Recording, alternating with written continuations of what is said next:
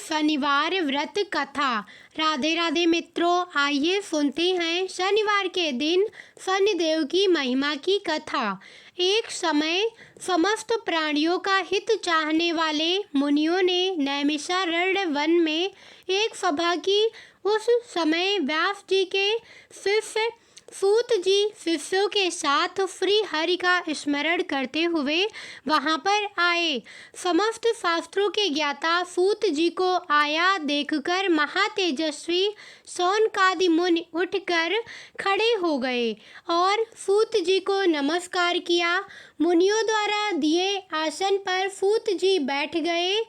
श्री स्तुति जी से शौनक आदि मुनियों ने विनय पूर्वक पूछा, हे मुनि, इस काल में हरि भक्त किस प्रकार से होगी, यानी हरि भक्ति किस प्रकार से होगी। सभी प्राणी पाप करने में तत्पर होंगे, मनुष्यों की आयु कम होगी। यह कष्ट धन रहित और अनेकों पीड़ा युक्त मनुष्य होंगे।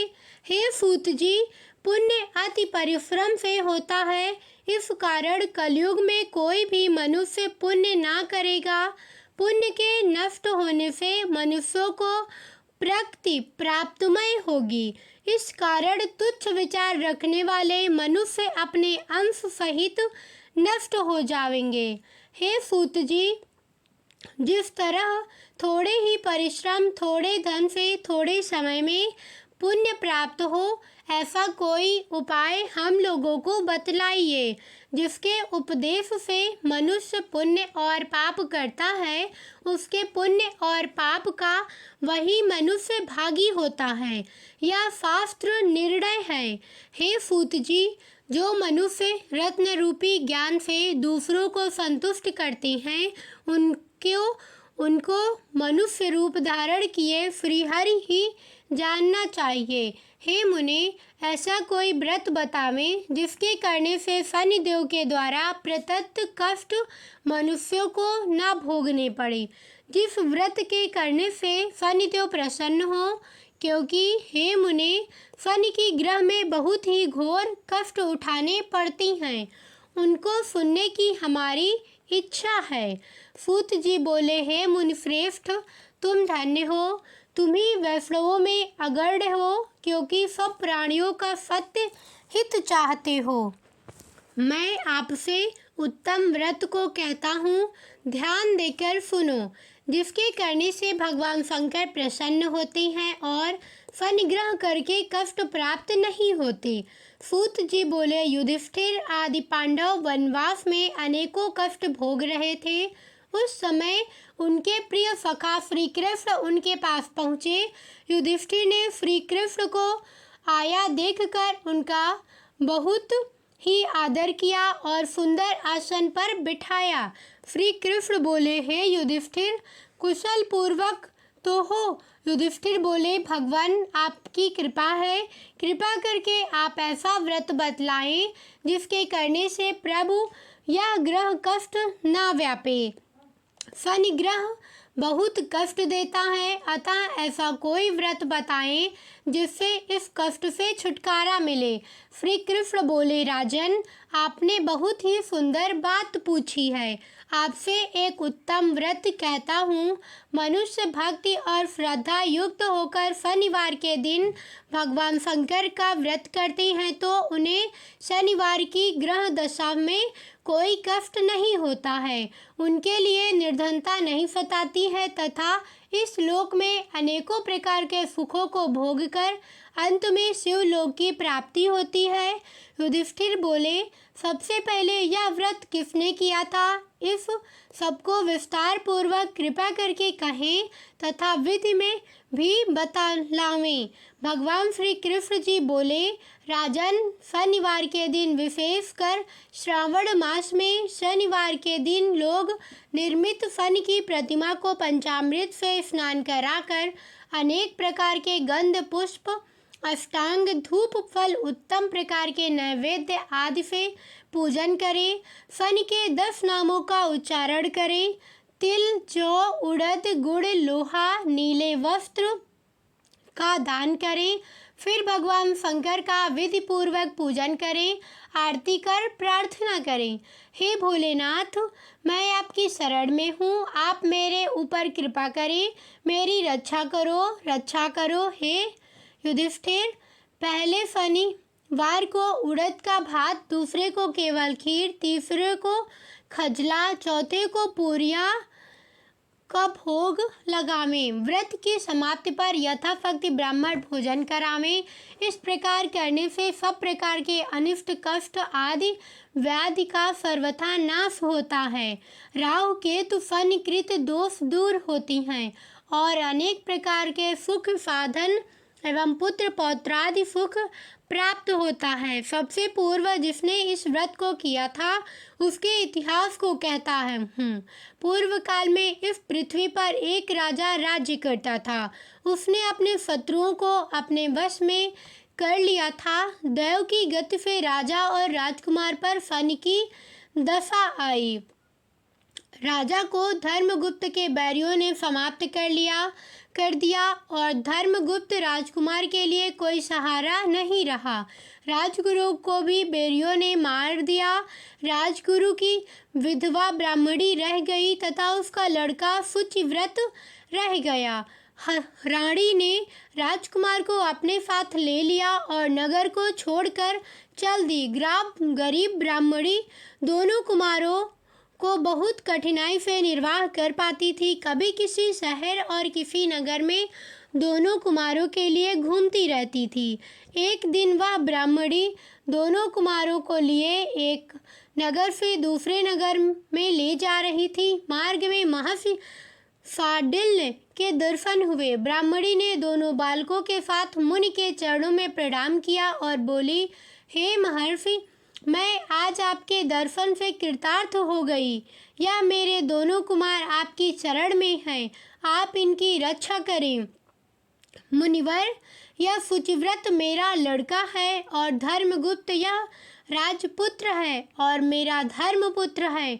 हम घोर दरिद्र में पड़े हुए हैं, आप हमारा उद्धार कीजिए।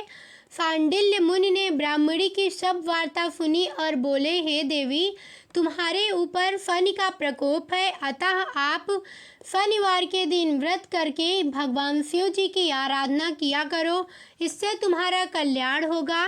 ब्राह्मणी और दोनों कुमार मुनि को प्रणाम कर शिव मंदिर के लिए चल दिए। शनिवार के दिन दोनों कुमारों ने मुनि के उपदेश के अनुसार शनिवार का व्रत किया तथा शिव जी का पूजन किया। इस प्रकार से दोनों कुमारों को व्रत करते 2-4 मास व्यतीत हो गए। एक दिन शुचिव्रत स्नान करने के लिए गया, उसके साथ राजकुमार नहीं था। कीचड़ में उसे एक बड़ा कलश दिखाई दिया। शुचिव्रत ने उसको उठाया और देखा तो उसमें धन था। शुचिव्रत उस कलश को लेकर घर आया और माँ से बोला, हे माँ, इस शिव जी के प्रसाद को देख। भोलेश्वर ने इस कलश के रूप में धन दिया। माता ने आदेश दिया, बेटा तुम दोनों इसको बांट लो। माँ के वचन सुनकर सुचिनन बहुत ही प्रसन्न हुआ और राजसूत से बोला, भैया अपना हिस्सा तो ले लो, परंतु शंकर जी की पूजा में विश्वास हो। राजपूत बोला, माँ मैं हिस्सा लेना नहीं चाहता हूँ, क्योंकि जो कोई अपने सुकृत से कुछ भी पाता है वह उसी का भाग है और स्वयं उसे आप ही भोगना चाहिए। भोलेश्वर शिवित्री मुझ पर भी कभी क्या करेंगे। धर्मगुप्त प्रेम और भक्ति के साथ शनि का व्रत करके पूजा करने लगा। इस प्रकार से उसे 1 वर्ष व्यतीत हो गया। बसंत ऋतु का आगमन हुआ। राजकुमार धर्मगुप्त तथा ब्राह्मण पुत्र शुचिव्रत दोनों ही वन में घूमने के लिए गए। दोनों वन में घूमते काफी दूर निकल गए। उनको सैकड़ों गंधर्व कन्याएं खेलती हुई मिली। नाग राण कुमार बोला, भैया, पवित्र पुरुष स्त्रियों के बीच में नहीं चलते या मनुष्य को शीघ्र ही मोह लेती हैं। विशेष रूप से ब्रह्मचारी के लिए स्त्रियों से भाषण करना व मिलना नहीं चाहिए, परंतु गंधर्व कन्याओं के खेल को देखने की इच्छा रखने वाला राजकुमार खेल देखने उनके खेल के स्थान पर अकेला चला गया। ब्राह्मण कुमार नहीं गया। उन गंधर्व कन्याओं के बीच एक प्रधान सुंदरी उस राजकुमार को देखकर मोहित हो गई और अपने संग की सखियों से बोली कि यहाँ से बोड़ो दूर पर एक सुंदर वन है, उसमें नाना प्रकार के सुंदर फूल खिले हैं। तुम सब जाकर उन सुंदर फूलों को तोड़कर ले आओ, तब तक मैं यहीं बैठी हूँ। सखियाँ आज्ञा पाकर चली गई और वह सुंदर गंधर्व कन्या राजकुमार पर दृष्टि लगाकर बैठ गई। राजकुमार उसके पास चला गया। राजकुमार को देखकर गंधर्व कन्या उठी और बैठने के लिए पल्लवों का आसन दिया। राजकुमार आसन पर बैठ गया। गंधर्व कन्या ने पूछा, आप कौन हैं, किस देश के रहने वाले हैं तथा आपका आगमन कैसे हुआ है? राजकुमार ने कहा, मैं विदर्भ देश के राजा का पुत्र हूँ, धर्मगुप्त मेरा नाम है। मेरे माता पिता स्वर्गलोक को पधार गए। बैरियों ने मेरा राज ले लिया है। मैं राजगुरु की पत्नी के साथ रहता हूँ, वह मेरी धर्म की माँ है। फिर राजकुमार ने पूछा कि आप कौन हैं, किसकी पुत्री हैं और किस कार्य से यहाँ पर आगमन हुआ है? गंधर्व कन्या बोली, विद्रविक नाम के गंधर्व की मैं पुत्री हूँ। मेरा नाम अंशुमति है। आपको आया देखकर आपसे बात करने की इच्छा हुई, इसी से मैं सखियों को अलग भेजकर अकेली रह गई हूँ। गंधर्व कन्या कहती है कि मेरे बराबर संगीत विद्या में कोई निपुण नहीं है। भगवान शंकर ने हम दोनों पर कृपा की है, इसलिए आपको यहाँ पर भेजा है। अब से लेकर मेरा आपका प्रेम कभी न टूटे। कन्या ने अपने गले का मोतियों का हार राजकुमार के गले में डाल दिया। राजकुमार बोला, मेरे पास ना राज है ना धन है, आप मेरी भार्या कैसी बनेंगी? आपके पिता हैं, आपने उनकी भी आज्ञा नहीं ली है। गंधर्व कन्या बोली, अब आप अपने घर के लिए जाएं, परसों प्रातःकाल यहाँ आवें, आपकी आवश्यकता होगी। राजकुमार से ऐसा कहकर गंधर्व कन्या अपनी सहेलियों से जा मिली। राजकुमार धर्मगुप्त शुचिव्रत के पास चला गया और उसे सब समाचार कह सुनाया। उस दिन से तीसरे दिन शुचिव्रत को साथ लेकर राजकुमार धर्मगुप्त उसी वन में गया। उसने देखा कि स्वयं गंधर्वराज विद्रविक उत्फ कन्या को साथ लेकर उपस्थित हैं। गंधर्वराज ने दोनों कुमारों का अभिवादन किया। दोनों को सुंदर आसन पर बैठाकर राजकुमार से कहा कि राजकुमार, मैं परसों कैलाश पर गौरी शंकर के दर्शन के लिए गया। वहाँ करुणा रूपी सुधा के सागर भोले शंकर जी महाराज ने मुझे अपने पास बुलाकर कहा, गंधर्वराज पृथ्वी पर धर्मगुप्त नाम का राजभ्रष्ट राजकुमार है। उसके परिवार के लोगों को बैरियों ने समाप्त कर दिया है। वह बालक गुरु के कहने से शनिवार का व्रत करता है और सदा मेरी सेवाओं में लगा रहता है। तुम उसकी सहायता करो, जिससे यह अपने शत्रुओं को अपने वश में कर सके। गौरी शंकर की आज्ञा को शिरोधार्य करके मैं अपने बाला के साथ आया हूँ। यहाँ मेरी पुत्री अंशुमति ने भी बहुत सी प्रार्थना की। शिव शंकर की आजा तथा अंशुमति के मन की बात जानकर उसको इस वन में लाया हूँ। इसको आपको देता हूँ। मैं आपके बैरियों को आपके वश में करके आपको राज दिला दूंगा। ऐसा कहकर गंधर्वराज ने अपनी कन्या का विवाह राजकुमार से के सार्थक कर दी और राजकुमार की सहायता के लिए गंधर्वों की चतुरंगिनी सेना को धर्मगुप्त के बैरियों ने जब यह समाचार सुना तो उन्होंने राजकुमार की अधीनता स्वीकार कर ली और राजकुमार का राज्य लौटा दिया। धर्मगुप्त सिंहासन पर बैठा, अपने भाई सुचिव्रत के लिए मंत्री नियुक्त किया। जिस ब्राह्मणों ने उसे पुत्र की तरह पाला था, उसे राजमाता बनाया। शनिवार के व्रत के प्रभाव से, शिव जी की कृपा से धर्मगुण इस प्रकार से विदर्भ राज हुआ।